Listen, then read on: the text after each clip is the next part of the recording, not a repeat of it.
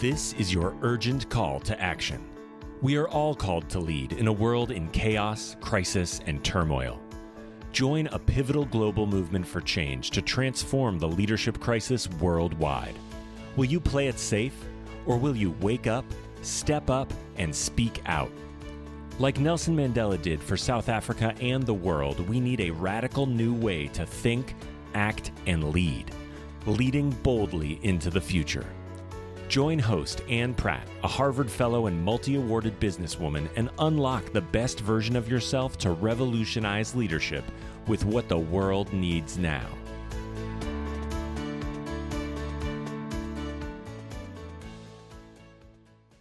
Greetings to all you future bold leaders. Thank you for joining us from around the world. My name is Anne Pratt. I'm formerly from South Africa, and I relocated abroad to attend a Harvard Leadership Fellowship in beautiful Boston in the United States of America. Our thoughtful bold leader today joins us from the Big Apple in New York City. He grew up in a humble home in Durban, South Africa. Granted permission by his loving mother to be anything at all, he is an accomplished academic and a living example of possibility. In South Africa, he was the top overall medical student. At Harvard University, he was the top award-winning resident in psychiatry. Previously, he was assistant professor of psychiatry and also the director of the outpatient anxiety disorder program at Harvard Medical School, McLean Hospital. Currently, he is the chief medical officer and co-founder of a digital therapeutics company, Relay, using technologies to delay the onset of cancer, heart disease, neurodegenerative diseases, and strokes. He is an accomplished author, a pioneer of transformational neurocoaching, a member of the Transformational Leadership Council, and he has written a musical. Stay tuned as he shares the power of the brain science, and being wired for success. We warmly welcome Dr. Srini Pillay, and welcome to Leading Boldly into the Future. Srini, my friend, it's such a joy. I'm so excited to be having this conversation. Thank you so much for joining us. As am I, Anne. Thank you for inviting me. I always like being in a conversation where I'm not exactly sure where we're going to go, because it just roots me to my truth, and then I take that train. That's wonderful. I'm not 100% sure myself, because we could, discover that path as we evolve in our conversation. I thought a wonderful place to start. You're a prolific writer. You've published a number of very compelling titles.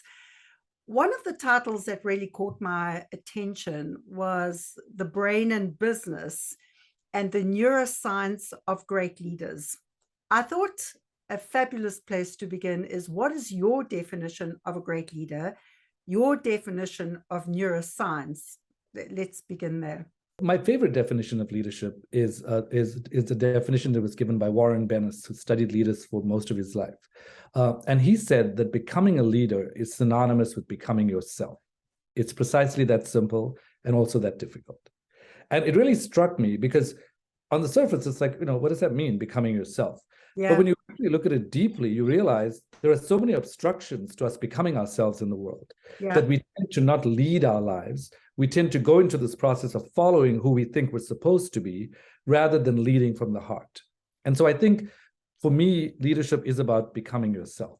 Neuroscience is about the study of the neurologic system, which is both the central nervous system, and I also think of it as a study of the peripheral nervous system. But less and less, medicine for me has become less and less about systems and more about the entire body, because the brain doesn't stop functioning at the level of the neck. The brain, you wouldn't be able to move your right foot. And so I feel like at some level, neuroscience is a pointer to a study of the brain, but the brain impacts everything in the body. And so in a sense, I feel like we could think of it, some people refer to it as the CEO of the body, but the body is the rest of the organization as well. Yeah, I like that. So in that work, Srini, you've done incredible research. What does the science tell us? Well, at the most basic level, when I first started doing this work, people were like, you're going to bring neuroscience into organizations. This is not a neurology lab. And I said, actually, it's quite simple. Businesses are made up of people, and people have brains. So if you really want to impact the business, you really have to impact people. And because people have brains, it helps to understand how their brains are working. Now, Keller Price at McKinsey looked at the importance of mindset and found that managers and leaders who pay attention to mindset rather than just the behavior, like rather than thinking, why is this not handed in on time? If you ask, what's going on in this person's mind that they're not able to deliver this on time, it gives you 2 times the leverage. And if you are aligned in your mindset, in your aspirations, it gives you 4.4 times leverage, which means that leaders who are aligned in their mindsets can actually move faster. And mindset has many other implications as well. If your mindset is in a state of flow, where you are locked into something, McKinsey has shown that CEOs who are in a flow state are 5 times more productive than CEOs who are not in a flow state. Can you define the flow state for us? Sure. So a flow state is a state where you are able to be locked in to a particular, to your entire day of work without feeling restricted or constrained by time, but allowing yourself to be in a state where you are existing beyond time and beyond external distraction. And so CEOs who are able to be locked in that way can do 5 days of work in 1 day. So wouldn't that be incredible for all of us if we could actually say, let's just do this 5 days of work in 1 day? So mindset for me is really important because it allows greater leverage, greater communication, and I think it allows you to align, not just in terms of the work you're doing, but internally as well. Yeah. And that is part of this entire system that you're talking about in terms of the mind and the mindset being the chief executive of the entire human being. The other thing that struck me, and in fact, your reference to mindset, I love the work that Carol Dweck has done as well about fixed versus growth mindset, but it kind of leads me on to another great accomplishment of yours, your TEDx talk around being wired for success and the science of possibility. And of course, in the science of possibility, we know that mindset, whether it's a growth mindset or a fixed mindset, is really important. I'd love to hear your thoughts around, again, this distinction between growth and fixed mindset, and how does that impact on our ability to achieve what seems to be impossible? Yeah, I think when Carol Dweck defined these terms, she distinguished between a fixed mindset where you believe that whatever your God-given intellectual abilities were going to get you only so far. And a growth mindset had to do with the fact that with enough inquiry and effort, you would actually be able to succeed, even if you cannot see how you can succeed now. So that's the distinction that I think Carol Dweck made. When I talk about possibility mindset, I'm extending that a little further conceptually by saying that within every one of us, there is a vision. There is a vision of an ideal. There is this moonshot. And this moonshot is not static. It changes throughout our lives. We as humans can anchor to that moonshot and then let that moonshot be our guide. We are then engaged in what I call the science of possibility. And the science of possibility has to do with the fact that when you believe in what that moonshot is, it changes your actual physiology. If you look at the studies on placebo, for example, what we see is that this kind of placebo belief, it's like this is going to work, even if other people think it's not going to work. It increases the dopamine in your brain, and as a result, you feel more rewarded.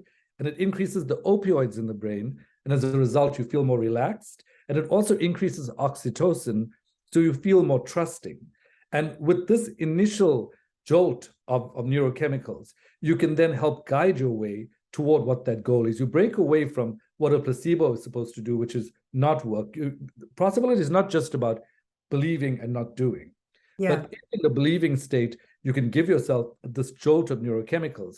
It gives you the motivation to start moving toward that goal. As we both know, it's a long journey. There are many trials and tribulations along the way. What has your research demonstrated, Srini, around when we get stuck? So there are many reasons for why we get stuck, and there are probably even many more than the reasons I'm going to mention now. But when I think about when possibility thinking is interrupted, some of the key reasons involve burnout, feeling lost, getting stuck in old habits, worrying too much, having downer days, or letting anxiety or depression get in the way, or already giving up, so you haven't even started trying, or having difficulty imagining. It's those 7 things that I think are important to note down, and then ask yourself, which of these things is in my way? Is it that I'm burnt out? Is it that I'm lost? Is it that I've already given up? Is it that I'm worrying? And then sequentially try to address what that element is. You know, you mentioned about noticing where you are in terms of those 7 possibility obstacles, if you like. Once you've noticed where you are, what would you say to people that are perhaps stuck in one or a couple of those 7?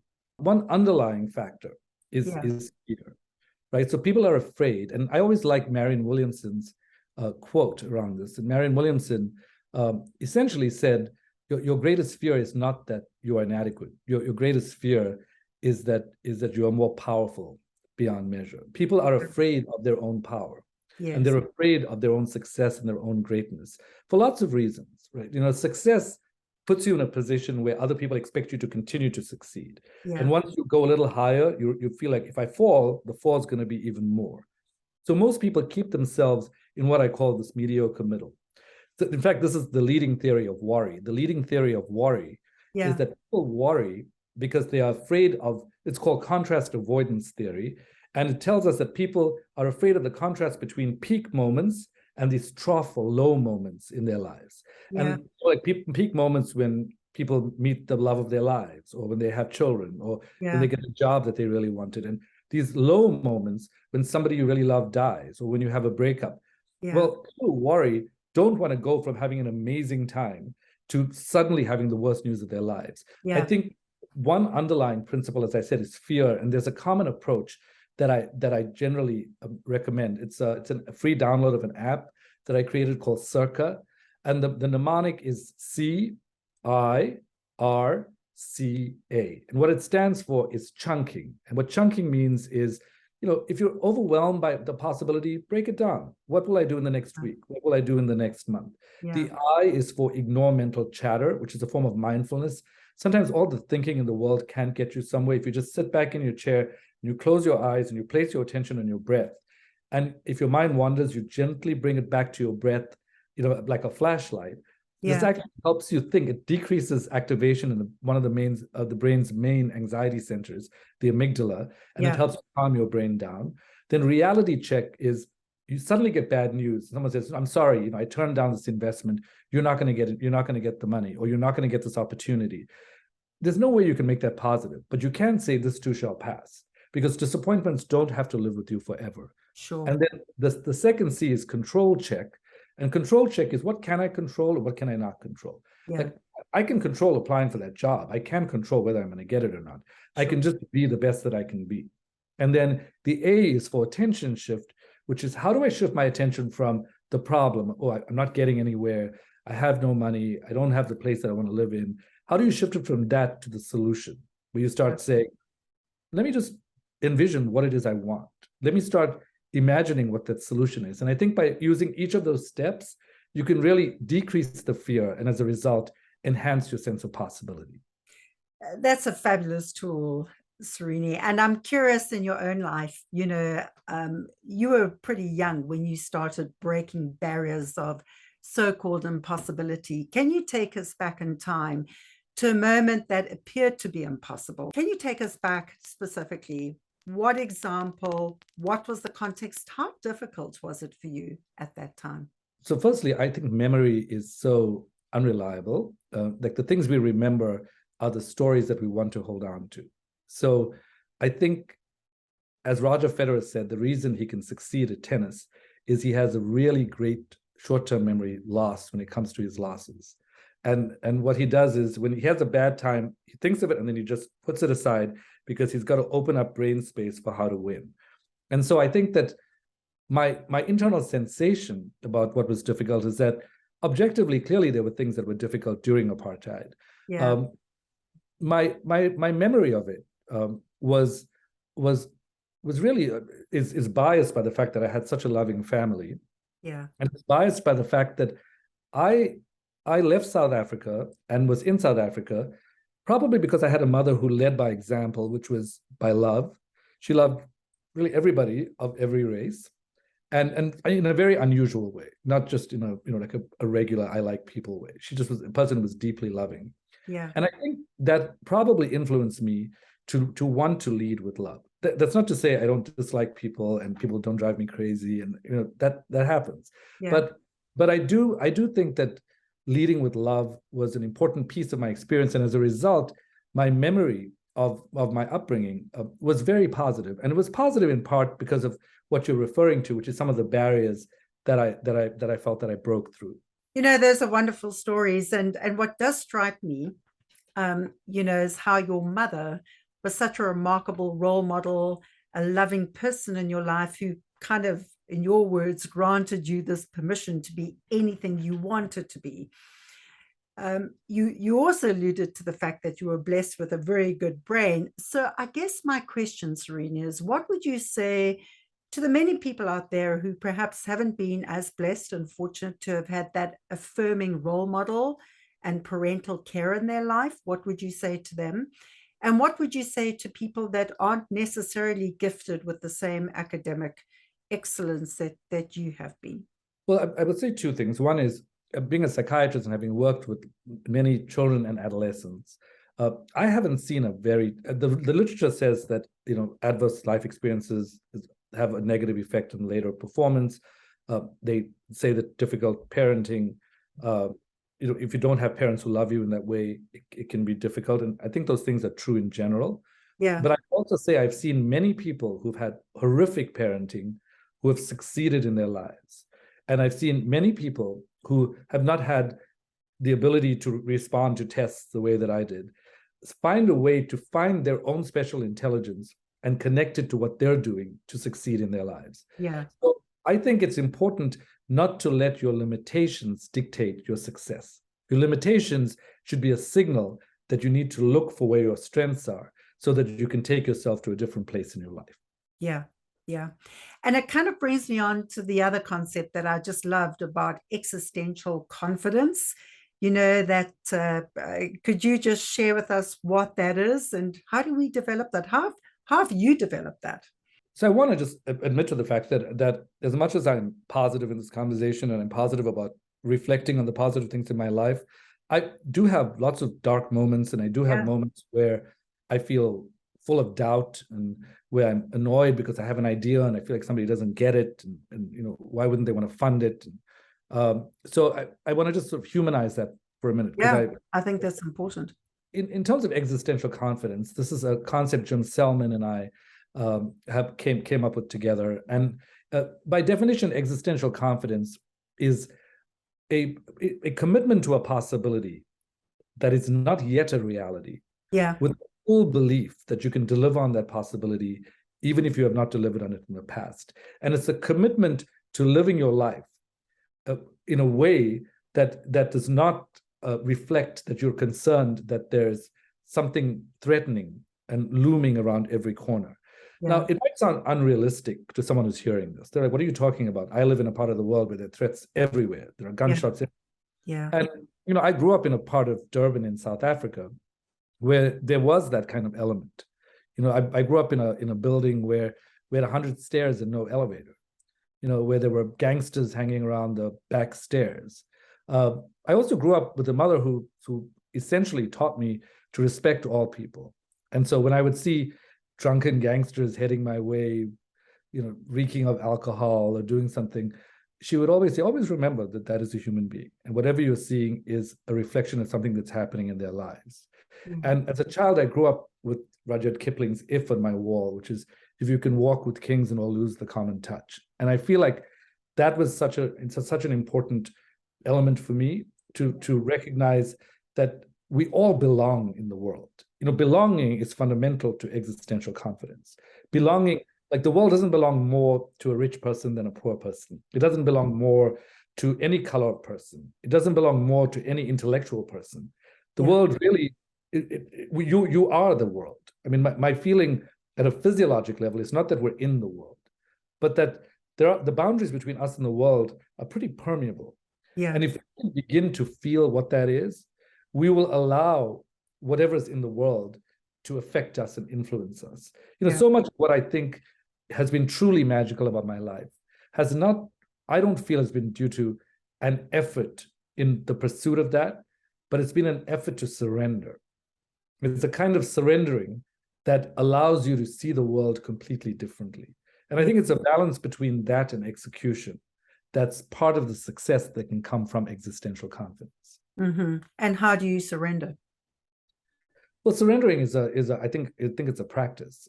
So I think at some level, surrendering so in a very literal way. I think meditation has been very helpful to me in throughout my life.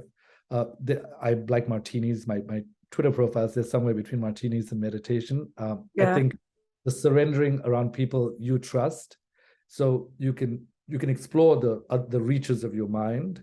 I think it's a part of surrendering. I think surrendering in your personal relationships, where you realize, when you fall in love, you might try not to fall in love, but you surrender to what that is, and it becomes what it is. So I think there are tangible ways in which you can surrender. I also think there are intellectual ways in which you can surrender, and part of it is just knowing what you can control and what you cannot control, and then determining that the things you cannot control, you simply cannot control. Srini, you made such an important point, because you're such an incredible role model of somebody who has accomplished so much. To come back to your point about humanizing you, do you have a moment that has been really tough and difficult for you, where perhaps these learned skills and insights and understandings haven't kicked in? Is there an example that has been really tough for you? What was that? What were the emotions at the time, and what was that light bulb moment that helped you pivot out of that? Well, as I said, I have poor short-term memory for negative events, but there's one that that got reactivated recently. A friend of mine who was in London sort of wrote to me about this exhibit she had just been at, and said, how are you bringing in the new year? And I said, with mixed feelings. I feel extremely excited about a metamorphosis that I'm interested in engaging. I don't even know what it's going to be, but I'm very dedicated to it. But I also feel the acute loss of my mother, who had died a few years ago. And I said, I'm only realizing now that I feel a little unhinged. And being unhinged is confusing, because for about 10 years before she died, I kept on worrying about, what if I get up and she dies? What if every morning was sort of torture? And I would get myself out of that torture and move on to the rest of the day. But it was always getting up with this feeling of, like, is she around? Like, is she around? Yeah. And then when she died, I hated the fact that she had left this world, but I no longer had the worry about whether she was going to die. Yeah. And I think the freedom of not having that worry, in the atmosphere of what Kierkegaard said, anxiety is the dizziness of freedom. And I think the freedom of not worrying left me unhinged. And so I'm now looking to understand whether it is possible to engage in this neural pruning, so that I don't just invent worries to replace that worry, or whether I should just give in to the fact that my mother may not be on earth, but she's never going to leave my memory, and she's never going to leave the essence of my being. Yeah. And so I think for me, that feeling of feeling unhinged is difficult, especially when I want to be innovative, because to be innovative, you've got to be a little unhinged, but you don't want to be unhinged in a way that sort of makes you lose what you respect about your constraints. And, I've lost that many, many times in my life. I feel like there's no way I would have moved through life without multiple regrets. But I do believe that the loss of my mother is the one example that I think is something that I want to figure out how to deal with, because it's not just the loss of her, but it's the loss of worry about her, and then living in this guilt-free, in this zone of getting to the next level, even though I feel her around me all the time. I feel her presence in my being. Yeah. I still think it's up to me to figure out how to realize what I call our fundamental nature. So I subscribe to, I think of myself as polytheistic, and in the Hindu tradition, one of the ideas that appeals to me is the notion that is Satchit Ananda, which translates to being, consciousness, bliss. that our fundamental nature is consciousness Yeah. and bliss. So suffering, I feel, is a distraction from our fundamental nature. And this is my hypothesis. Suffering is very compelling because when you don't have money and you lose something and you don't have, it makes you feel, I mean, it's compelling. Most people would say that's realistic. Yeah. You know, as much as realism has a certain appeal, imagination is the building block of a different future. And I would like my imagination to be tied to my fundamental nature so it can source from bliss rather than source from suffering. Because when you try to imagine and you source from suffering, then you build maybe even beautiful things, but you build it from the substrates of suffering. Whereas if you source from bliss, you're actually sourcing from an element of consciousness that you believe transcends the material nature of your body.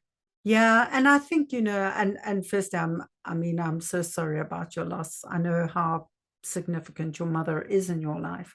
What would you say for people who are struggling to cover the basic needs in life? You know, so I think there are many ways, and I don't think my way is the right way, but I can tell you how I would recommend people do it. But the reason I would recommend it is because I'm biased. I feel like it worked for me.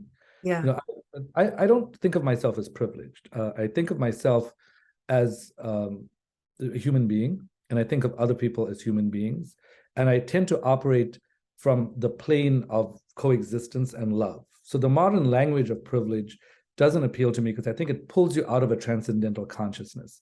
Yeah. I lived in a family where my father would know where the next rand would come from, and I was protected from it with my mother's love, and maybe that was the privilege in the moment. But there were times when we were not well off, and when I saw very wealthy people, my attitude toward them was not, oh my God, you're privileged and I'm not, and I don't like you because you don't understand me.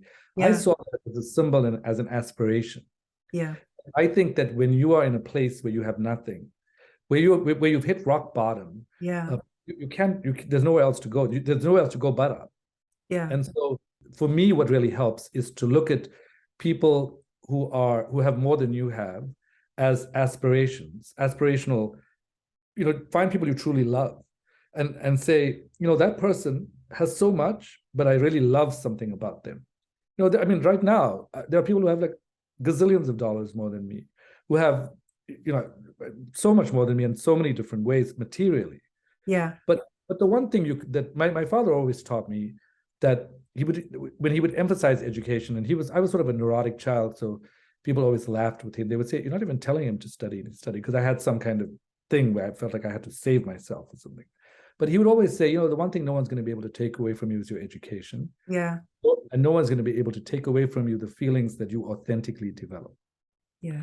So I am guarded about my happiness because I think of it as an important source from where I build the rest of my life. So I always tell people, your brain is not a trash can. If somebody treats it like a trash can, just say, sorry, wrong place, go find another trash can. You know, your brain is a garden that grows beautiful flowers, metaphorically. And it's a place where ideas can grow. Yeah. And so I think that it's really helpful if you're in a state where you do not have anything, to recognize that there are so many, you know, the thing about possibility thinking is it's different from probability thinking. Yeah. Probability thinking is, what's the likelihood that I'm going to get wealthy? Yeah. Well, it may not be that high if you're from a poorer area and you didn't have a loving mother and you didn't have what you wanted. But the people who make it in life are not people who think in terms of probabilities. They're people who think in terms of possibilities. I always tell people, like I said this about the father of a friend recently. The father of a friend had gotten a massive stroke. She was a medical student of mine who subsequently graduated. But she called me and she said, you know, my dad's had a stroke. Can you please help me? And she's actually the most brilliant medical student I've ever worked with. And so I went to her and she said, well, what do you think? She said, I think they can do something, but they've got these stupid criteria where they're going to stop treating him. Yeah. We need to figure something out. So, you know, the head of the department called me and said, you know, I know you've come to help her, but he's too far gone. Like, you know, I think the best thing for the family is to come say goodbye. Yeah. And I looked at him and I said, can you just tell me what's the chances? Like, he said, there's a 1 in a million chance. Mm-hmm. I said, that's great. Then let's let him be the one. So what are we going to do? to let him be the one who's Yeah. going to help us. And he, there was a lot of hardship dealing with the department and dealing with the people. And I had a lot of people dislike me because they wanted me to align with their hopelessness about that case. And I didn't, because I felt like I owed it to her. And so he ended up living for many more years and ended up walking and talking, because there was one thing that you could do. So if you're someone who doesn't come from means, remember, it is unlikely in the world of probability, but if you live with a sense of possibility, then you have already told your brain's GPS, your brain's navigator. You've told your brain's navigator. See, when you say to your brain's navigator something is possible, it stays on. It tries to figure out how it's going to do it. When you say, oh, that's impossible, it says, thank you, good night, I'm going to sleep. I'm not going to figure it out. Yeah. So the first commitment is to a sense of possibility. And once you have that commitment to a sense of possibility, recognize that you are not defined by where you are. You are defined by where you can be. Yeah. Yeah. And how do you relate that to hope? What do you think is the relationship between that possibility mindset and hope? Well, I think hope on its own is a little empty, because I think hope is simply wishing that something would happen and then not doing anything about it. It was like my brother did this in a very literal way once. He went to school. My mom had told him, don't worry, God will help you with your test. Yeah. He kept studying for it, and he put his pencil down. It kept on falling, and he put a pencil down. He came home and he said, I failed. And my mom said, well, why didn't you? You said, no, you said God will help me. And God did nothing. And so I think that's, hope is sort of saying, hope is simply saying, I wish that something would happen. Possibility thinking is really about committing to a vision and then acting in the service of that vision. Yes. And so while hope, I think, can be helpful, in addition to that, I think that hoping without acting is less likely to be valuable, unless your hoping activates, which it can, unless your hoping activates a kind of sudden, like multifactorial intelligence and opens up the pathway to something. Yes. But in general, I would recommend being aware of acting into that hope or acting into the possibility. Yeah, that makes a lot of sense. And turning to somebody that we both admire significantly and is loved greatly in the world, who said it always seems impossible until it is done.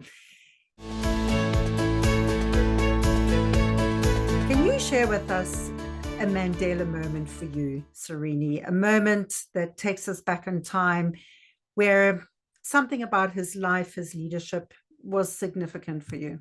So, there are many things about him as a human being, and I think as a leader, that are significant. Probably the characteristic of his that most strikes me is his ability to be a catalyst.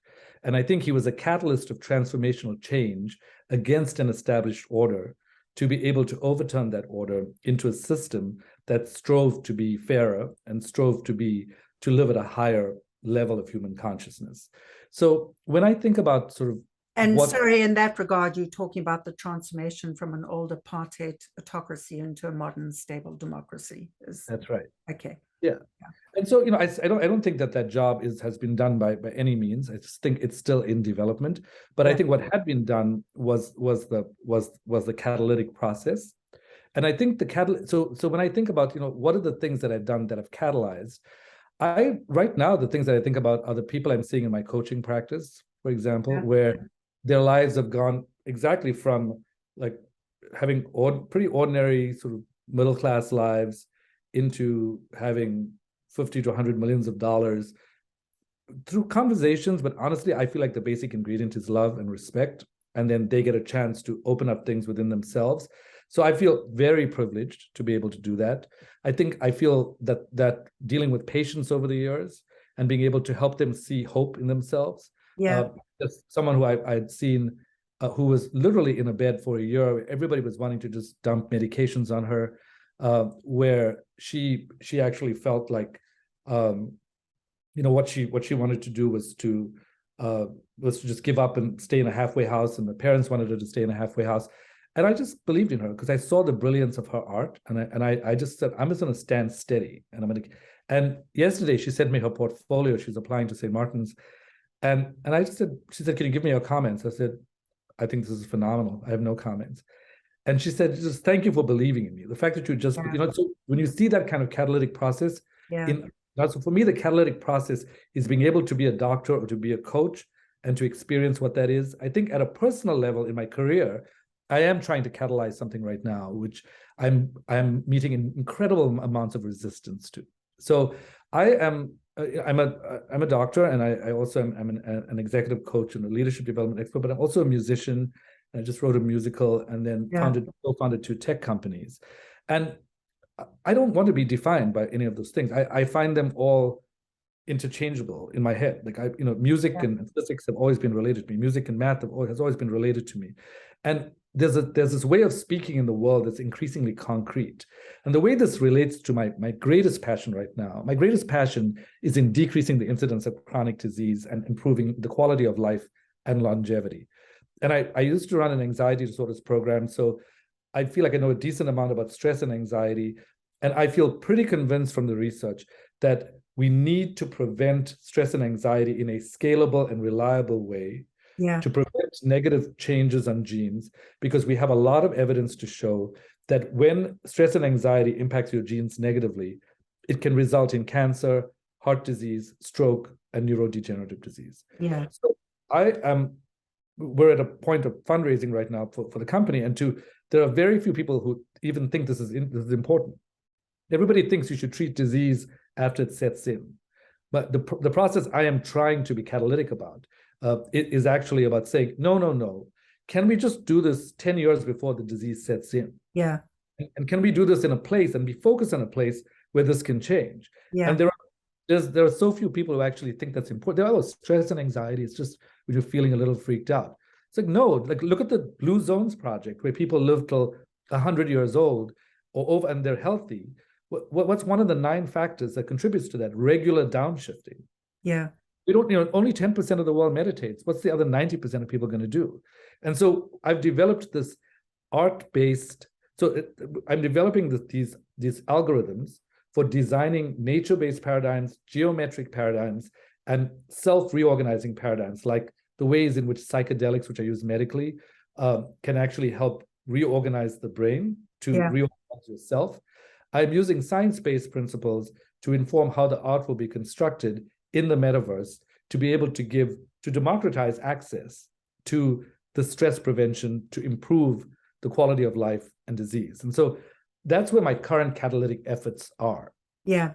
And what I'm really interested in doing is truly changing the minds of people about the fact that people know superficially that prevention is better than cure, but they don't really want to fund that. They're used to making money from creating cures after diseases set in. And I feel like why wouldn't you want to create a whole center? If I had $1 billion today, I would create a multidisciplinary center where the best people in their fields would all gather to exchange ideas. Because I don't think the next major advance in medicine or quality of life or length of life is going to come from medicine alone. I think it's going to be faceted fields. And so for me, I think that's a super important place where I would like my catalytic energy to go right now. And that's exciting. And, coming back to what you saw in Mandela as being a catalyst, is there a particular moment that you can recall that inspired you in terms of your own catalytic capabilities and development? I think I don't think I can help myself. I mean, I think I'm a rebel at my core. And I think it's sort of an interesting combination of being a rebel and a lover. So I feel those are 2 identities or archetypes that I think I identify with. And so I think it's less about a moment and more about an ongoing development. And also kind of, there's something more intuitive that interests me in the world, the thing that is beyond immediate perception. I think perception is very faulted in some ways. There's we don't hear what bats hear. You can't. There's so many things that are beyond. You can't hear what dogs hear. You don't see what bats can see. It's interesting that we believe in our perception so much. I find perceptions are a very limited way of defining reality. I think my profound interest in consciousness and in what is going on in this relationship between us and the world is really what contributes most to what's going on. But I think my curiosity is off the charts, and I think I'm about to relaunch my Instagram page with a different tagline, which I think is gonna ruffles people's feathers, but it's indulgence is underrated.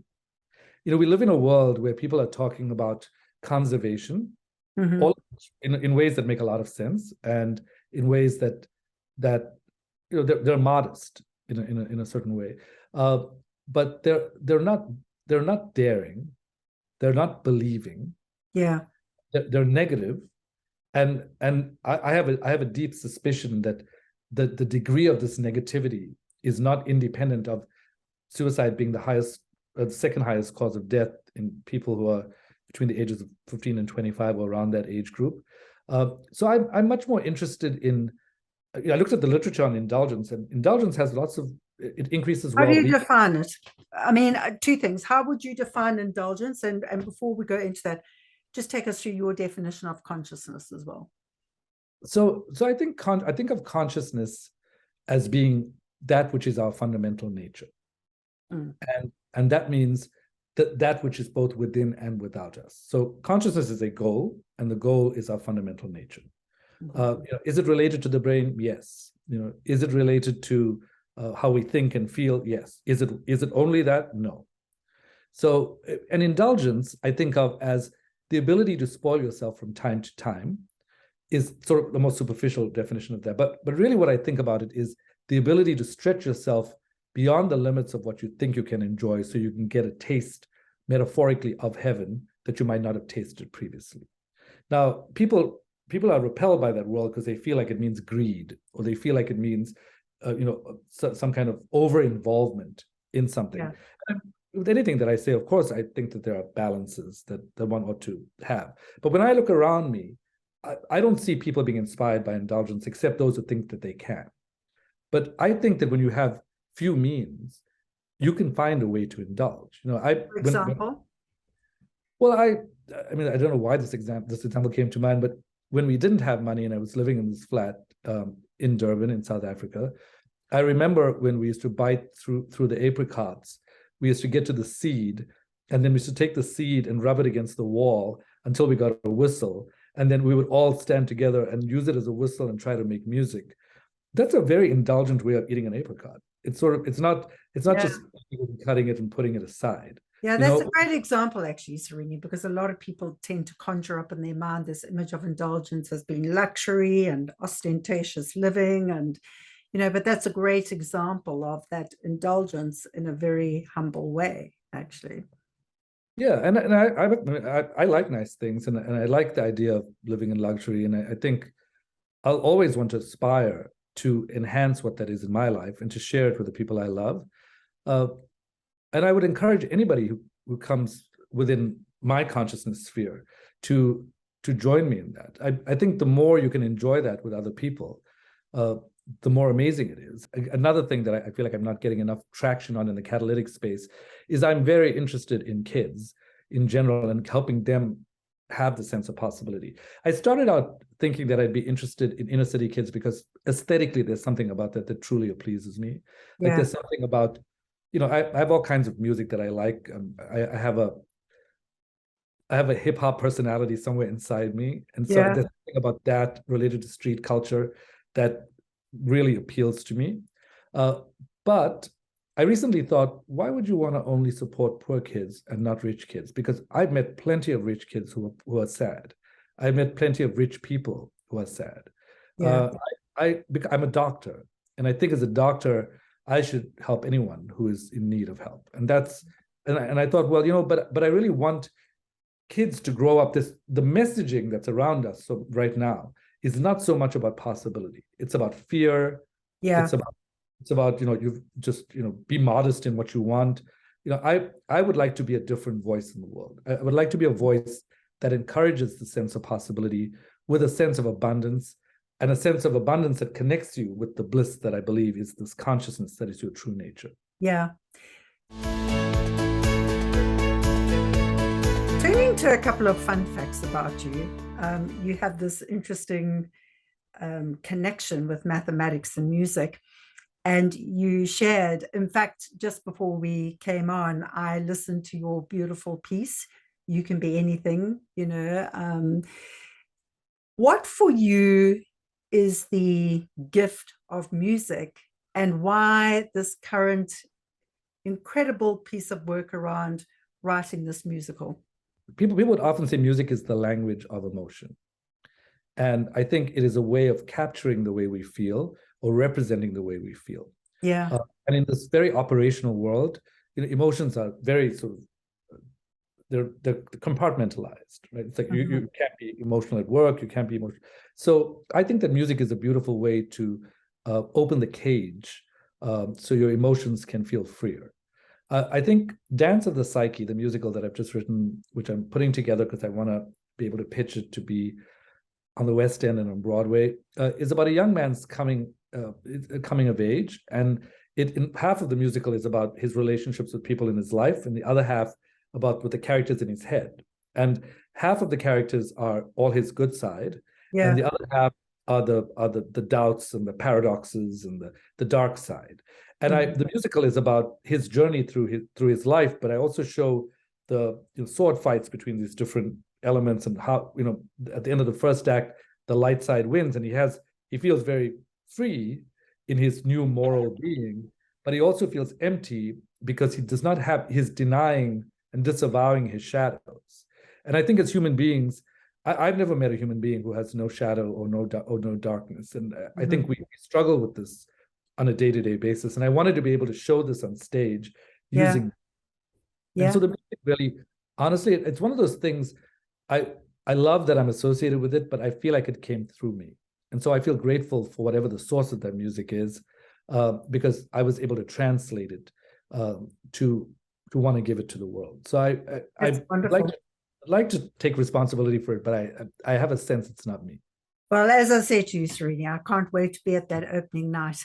I'm curious, in terms of that musical, what do you think has been your light side in terms of the archetypes you've created? And what do you think has been your dark side that has been your challenge to overcome?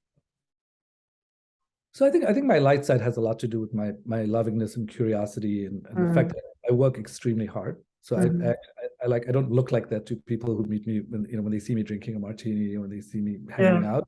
Yeah. The reason I enjoy those martinis so much is because there's something about the work that allows those two martinis to feel indulgent when they happen. Yeah.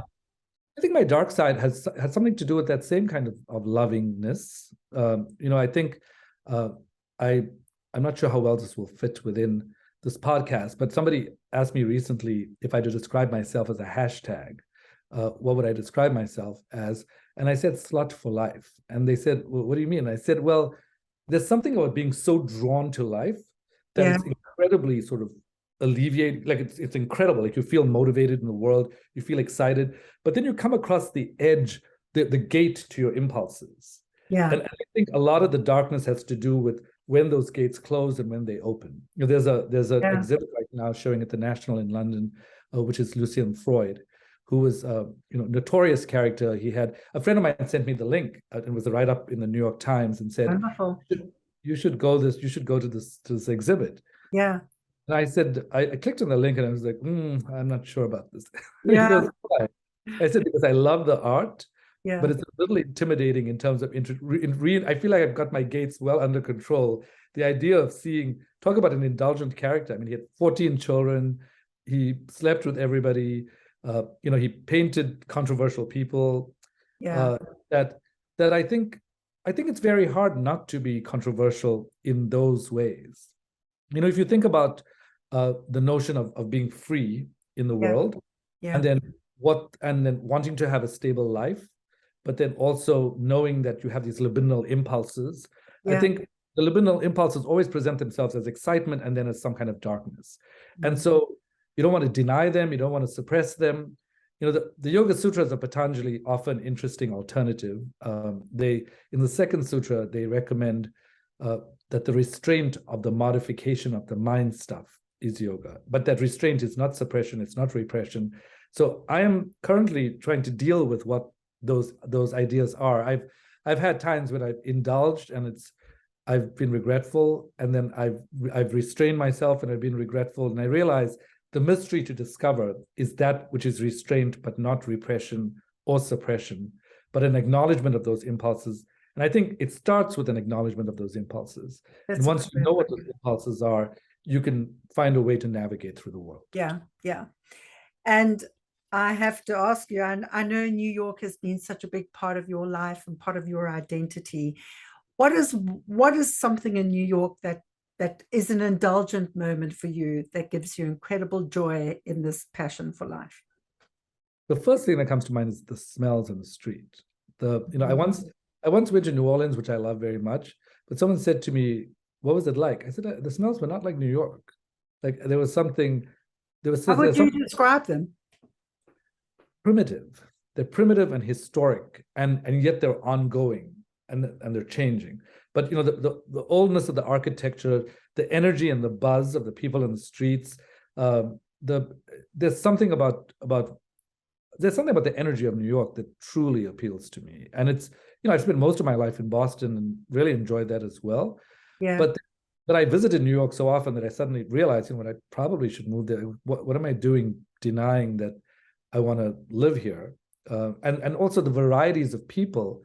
New York is one of those places. When I first came here, I actually said to people, there's the kind of theoretical racism or non-racism, which is, cognitively you're not racist toward certain people. Yeah.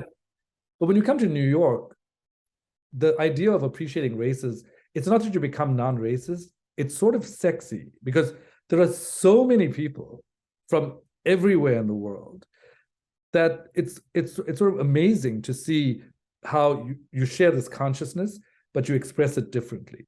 Yeah. New York is one of those places that just puts you into that frame of mind where you feel like, and people always joke with me because my cousin said this to me the other day. She said, "Oh, it's funny, you live in a fancy part of New York, but I see you on the streets.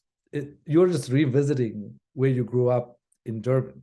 You've got that same kind of urban, like you're at home at last." Because I lived in a suburban home for a while, and it was very nice, which is like where we moved to when I was older. But being back in the street, it's a very enlivening feeling. And when you talk about the sexiness of New York, are you alluding to this cosmopolitan difference, this melting pot of people? Yeah, I'm alluding to that, but I'm also alluding to the interactivity and the lack of self-consciousness around that. Like there isn't a kind of like a political, like, "Oh, isn't it great that we're so cosmopolitan?" Or "It's wonderful that we have so many races here." It's like people don't see that. They come in and they're interacting with you as a being. And that to me is such an ideal in terms of how I would like to interact in the world. Yeah. And talking about how we interact in the world, Srini, I mean, we have a few minutes left.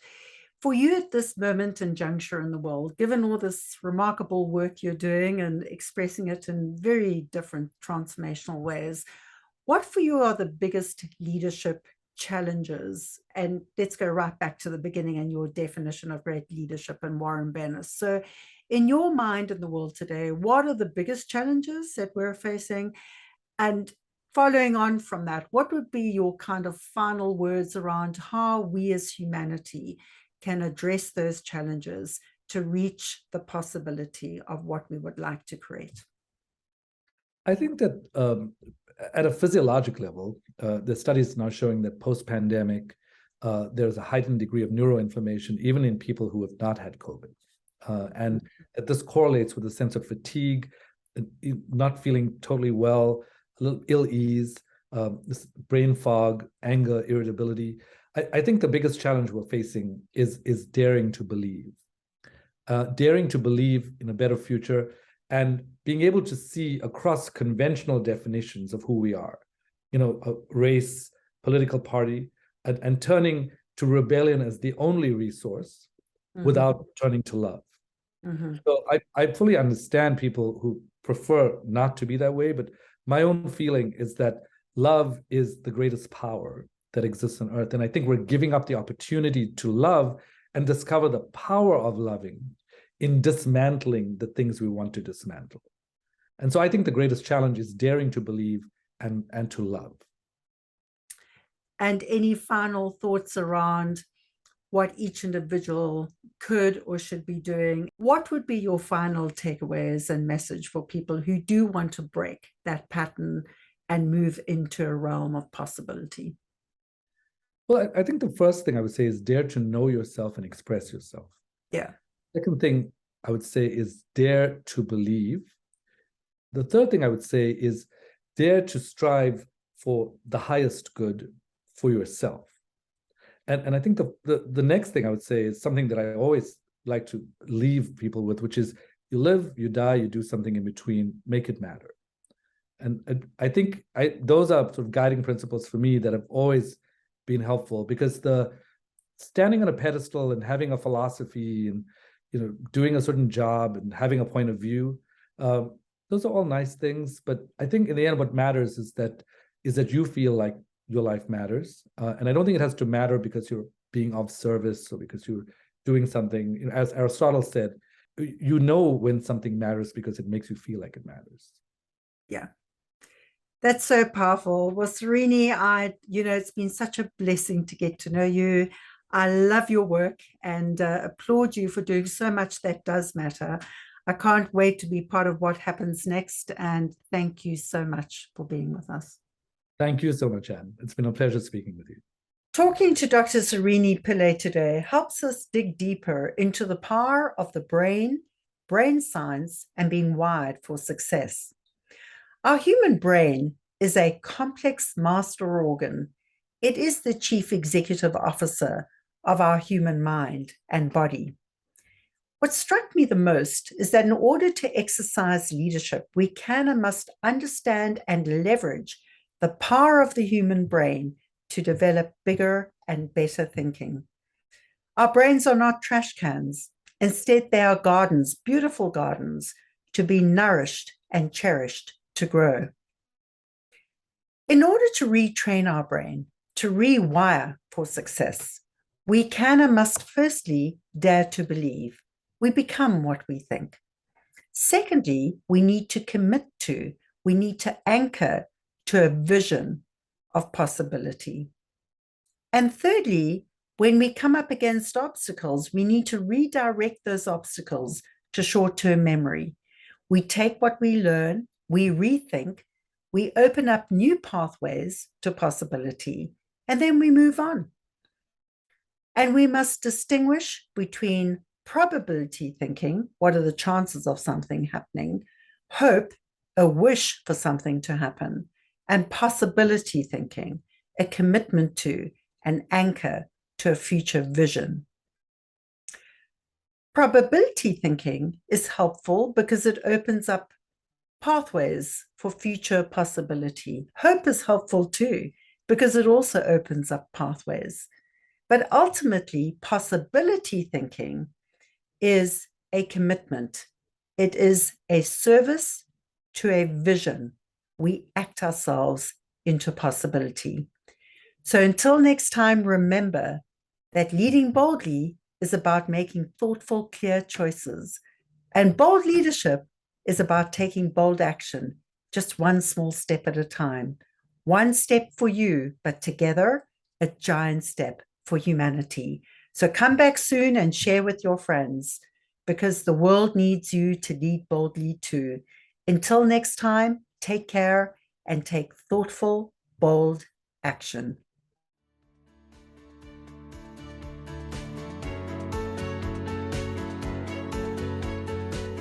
Thank you for listening to this episode of Leading Boldly into the Future. Please find links and connections mentioned in this show in our blog, and never miss an episode by subscribing at anne-pratt.com. That's ANNE-PRATT.com. May these insights from inspiring industry leaders, remarkable disruptors, and courageous champions of change bring forth a brand new you, emboldened, empowered, and ready to inspire hope. Come back soon, share with your friends, sign up on anne-pratt.com and join our movement for change. Why? Because the world needs you to lead boldly too.